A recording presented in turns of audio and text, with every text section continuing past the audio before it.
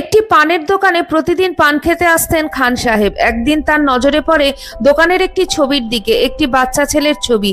ছবিটি দেখে খান সাহেব বললেন, বাচ্চাটি খুব সুন্দর, মাথায় ময়ূর মুকুট, কানে কানবালা, গায়ে আছে পীত বর্ণের বসন, হাতে বাঁশি, পায়ে নুপুর, সবই ঠিক আছে, তবে একটি জিনিস কম আছে, ওর পায়ে জুতো নেই। যেই শক্ত মাটি, পাথর ছিটানো রাস্তা, ওর পায়ে চোট লাগবে, জুতো পরানোর প্রয়োজন ছিল। দোকানদার মজার ছলে বললেন, তাহলে আপনি বানিয়ে নিয়ে আসুন জুতো। দোকানদারের এই কথাটি শুনে খান সাহেবের মনে খুব লাগলো।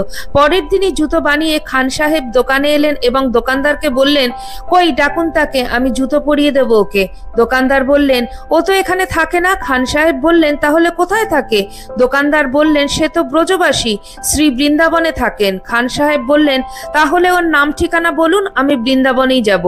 দোকানদার বললেন, বৃন্দাবনের যে কোনো ব্যক্তিকে বললেই দেখিয়ে দেবে, ওর নাম শ্যাম। খান সাহেব মন খারাপ করে চলে এলেন পাদুকা হাতে নিয়ে বৃন্দাবনের পথে, আর বলছেন, কোথায় গেলে আমি শ্যামকে পাবো, কোথায় আছে শ্যাম?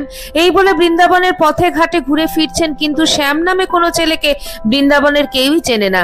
কয়েকদিন এমন দেখতে দেখতে একজন সজ্জন ব্যক্তি তাকে শুধলেন, কে তোমার শ্যাম, কেমন দেখতে সে, তার চেহারার বর্ণনা দাও। খান সাহেব তার চেহারার বর্ণনা দিলেন।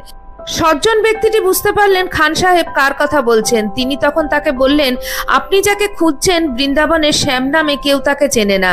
সে এখানে বাঁকে বিহারী, কেউ তাকে কৃষ্ণমুরারি বলে, কেউ বলে গোবর্ধনদারি, হাজার নাম ওর। সজ্জন ব্যক্তির কাছ থেকে ঠিকানা নিয়ে খান সাহেব গেলেন বাঁকে বিহারী মন্দিরে। মন্দিরের গেটে পূজারি দাঁড়ানো। খান সাহেব অন্য জাতি দেখে পূজারিজি তাকে ঢুকতে দিচ্ছেন না। খান সাহেব অনেক আকুতি মিনতি করছেন পূজারির কাছে, তবু তাকে ঢুকতে দেওয়া হলো না।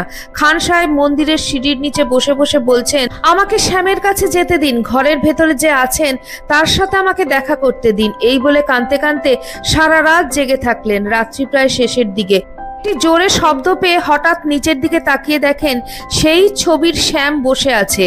খান সাহেব তাকে পেয়ে বুকের ভেতর জড়িয়ে ধরলেন, খুব আদর করতে লাগলেন। পাদুকা পরাতে যখন শ্যামের পায়ের দিকে তাকালেন, দেখতে পেলেন শ্যামের পা দিয়ে রক্ত ঝরছে।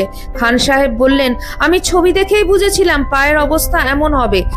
তুমি যদি আগে থেকেই আমাকে ডাকতে তাহলে এমন হতো না, আমি চলে আসতাম, তাহলে না ফুটতো কাটা, না বেরোতো রক্ত। তারপর শ্যাম খান সাহেবের হাত ধরে নিয়ে গেলেন মন্দিরের ভেতরে নিয়ে গিয়ে তাকে বাঁকে বিহারের মূর্তির দিকে দেখিয়ে বললেন, তোমাকে যদি আগেই মন্দিরের ভেতর ঢুকতে দিতাম তাহলে তুমি কি আমার এই রূপ দেখতে পারতে, চিনতে আমাকে? তাই তো ছবিতে তুমি যে রূপে আমাকে দেখেছো সেই রূপেই তোমার কাছে ধরা দিলাম। খান সাহেব তার শ্যামকে ধরে কাঁদতে লাগলেন। বলো জয় শ্রীকৃষ্ণ।